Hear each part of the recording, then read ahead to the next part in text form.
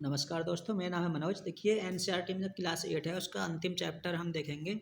Chapter number 6 मानव संसाधन। देखिए मानव संसाधन क्या होता है। देखिए मानव संसाधन किसी भी देश का जो जो लोग होते हैं वह उसके देश के सबसे बड़े मानव संसाधन होते हैं, क्योंकि ये अपनी योग्यता के अनुसार प्रकृति के देन को अपनी आवश्यकता में परिवर्तित कर देते हैं। प्रकृति के देन को अपनी आवश्यकता में परिवर्तित कर देते हैं। और जो मानव संसाधन जो है किसी भी देश का वो अंतिम संसाधन होता है। मानव संसाधन जो है वो अंतिम संसाधन होता है। और देखिए भारत में एक मंत्रालय है, मानव संसाधन विकास मंत्रालय। इसकी जो स्थापना हुई थी वो हुई थी 1985 में। इससे काम किया था कि लोगों की जो स्किल्स है उसको बढ़ाना, यानी कि लोगों के कौशल को बढ़ाना। और एक है प्रधानमंत्री कौशल विकास योजना। प्रधानमंत्री कौशल विकास योजना इसकी शुरुआत 2015 में हुई थी। इसका ये लक्ष्य था 2016 से 2020 तक, यानी 5 सालों में 1 करोड़ युवाओं को ट्रेनिंग देना, प्रशिक्षित करना। अब देखते हैं जनसंख्या वितरण। देखिए जनसंख्या अगर वितरण की बात करते हैं हम, तो देखिए जो 90% जनसंख्या है वो भूभाग के केवल 30% हिस्से पर ही रह रही है। और 3/4 जनसंख्या एशिया प्लस अफ्रीका, इन 2 महाद्वीपों में 3/4 जनसंख्या रह रही है। और जो पूरे विश्व की जनसंख्या का 60% है वो जो विश्व के 10 सबसे बड़े देश हैं जनसंख्या की दृष्टि से, उन 10 देशों में 60% जनसंख्या रह रही है। जब विश्व के सबसे बड़े देश हैं उन्हें हम देख लेते हैं। देखिए चीन, इंडिया यानी Bharat, America, Indonesia, Brazil, Pakistan, Bangladesh, Nigeria, Russia और जापान। ये 10 बड़े देश हैं जनसंख्या की दृष्टि से। तो इन 10 देशों में कितनी जनसंख्या रह रही है? 60% जनसंख्या निवास कर रही है। ये जनसंख्या घनत्व की अगर बात करें तो जनसंख्या का जो घनत्व होता है उसे हम इस तरह देखेंगे, यानी कुल जनसंख्या, यानी किसी क्षेत्र की कुल जनसंख्या बटे उस क्षेत्र का कुल क्षेत्रफल, क्या निकल जाएगा? जनसंख्या घनत्व निकल जाएगा। जैसे भारत का जो जनसंख्या घनत्व है वो 382 प्रति किलोमीटर स्क्वायर, यानी 1 किलोमीटर ऐसे और 1 किलोमीटर ऐसे, यानी इस एरिया में पूरे में क्या 382 लोग रह रहे हैं भारत के औसतन। और देखिए जनसंख्या को प्रभावित करने वाले देखिए कारक देखते हैं, जनसंख्या को प्रभावित करते हैं कारक। तो सबसे पहले तो देखिए इसमें देखते हैं भौगोलिक कारक होते हैं। भौगोलिक कारक में एक तो आती है स्थल आकृति।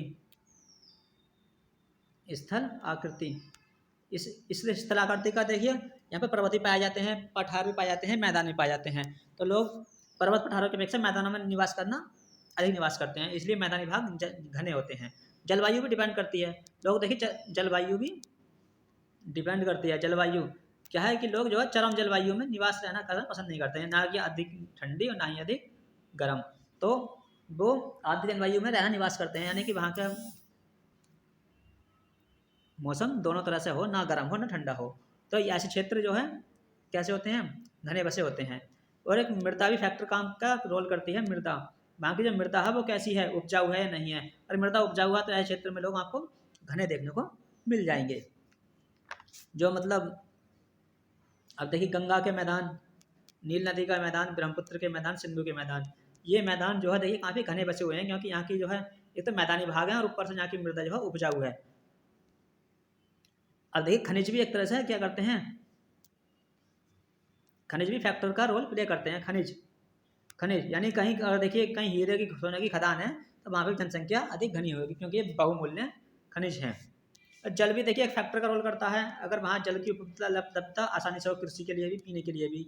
लवड़े जल देखिए आसानी से उपलब्ध हो जाता है, लेकिन लवड़े जल तो आसानी से हर जगह उपलब्ध हो जाता है, लेकिन जहाँ एलवड़े जल यानी पीने योग्य जो जल हो वो उपलब्ध हो जाए तो वहाँ जनसंख्या अधिक तरह से निवास करेगी। अब देखिए इसके बाद आते हैं सामाजिक आर्थिक और सांस्कृतिक कारण।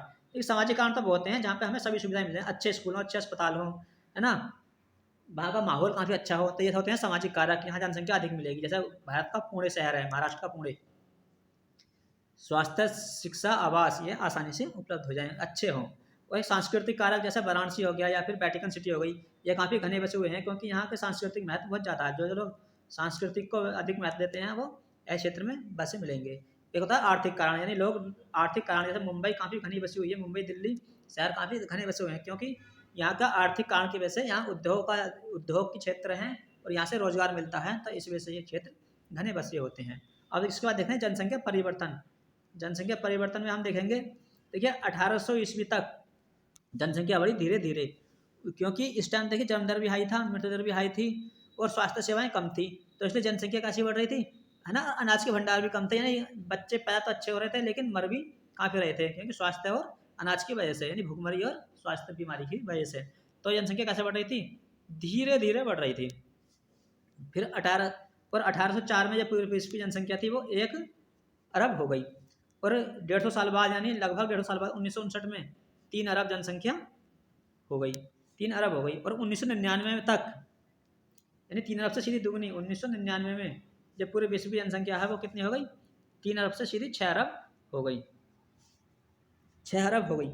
अब देखते हैं हम, देखिए जन्म दर क्या होता है। देखिए जन्म दर देखिए 1000 व्यक्तियों पर जीवित व्यक्तियों की संख्या होती है वो जन्म दर कहलाती है, जन्म दर कहलाती है। और देखिए मृत्यु दर 1000 व्यक्तियों पर जो मृत जीव व्यक्ति हैं वो वहाँ की मृत्यु दर कहलाती है। अब होती है प्राकृतिक वृद्धि दर।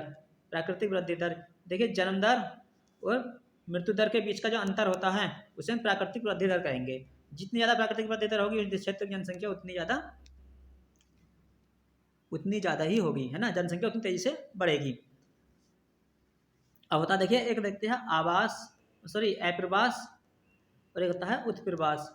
तो अप्रवास देखिए जब कोई व्यक्ति अपने देश को छोड़कर किसी दूसरे देश में जाता है किसी भी कारण से, यानी एक स्थान छोड़कर दूसरे स्थान पर बसता है तो उसे बोलते हैं उत्प्रवास। और जब किसी स्थान पर जिस स्थान पर जाकर बसता है तो उस तरह उस जगह को बोलेंगे हम आप्रवास।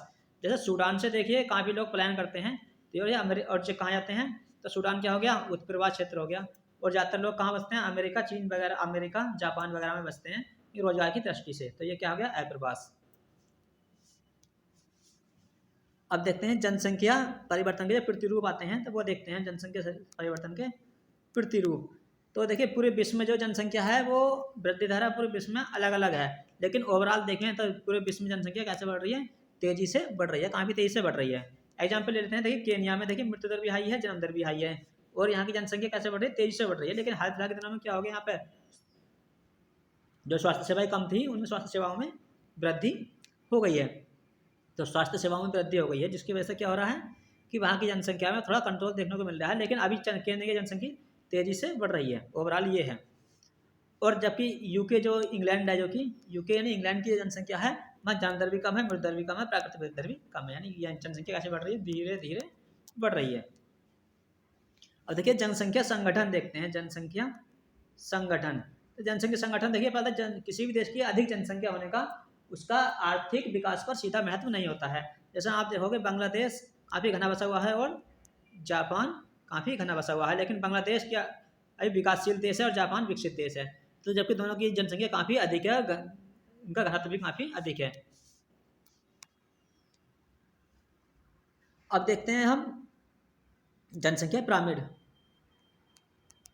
जनसंख्या